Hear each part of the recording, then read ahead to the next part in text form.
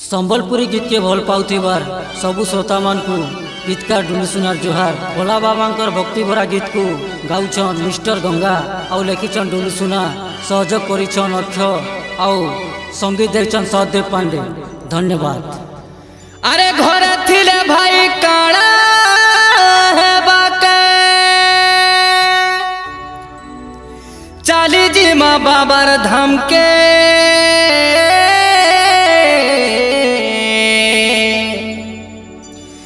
ईश्वरा बन मासे शिव पूजा कले सीने सीधा जिमा सरकपुर के, सीधा जिमा सरकपुर के।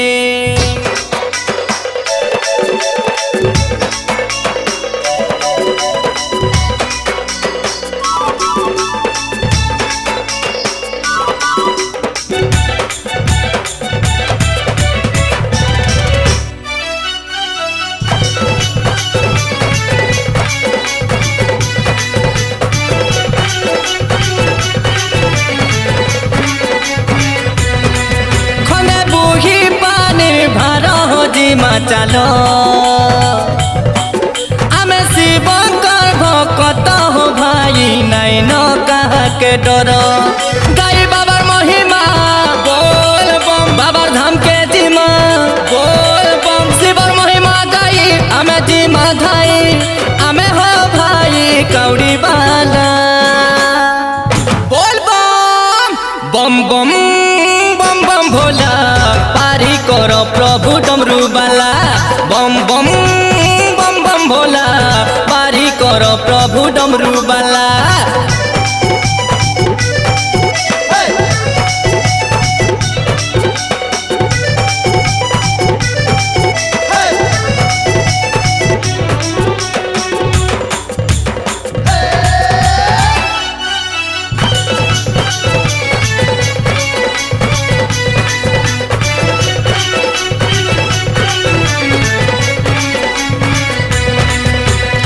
सराबन मासर सोमबार चपी जिमा हर हर हेबा हो शंकर मंगल चाची करी देवे बर।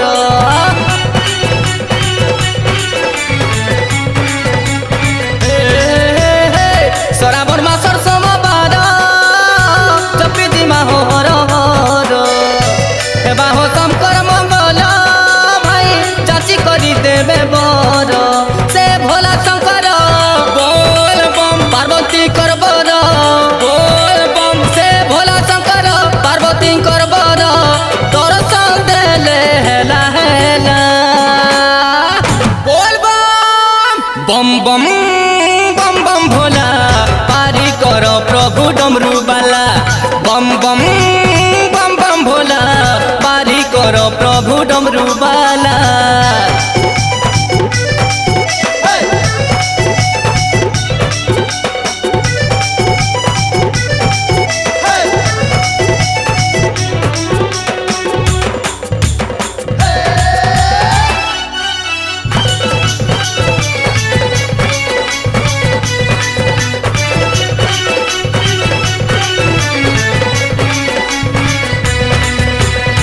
भजुथिले हो जटाधारी बाबा सागरु हेमा पारी सरग सुख में पाएमा जीवन जीवा मर्तरी।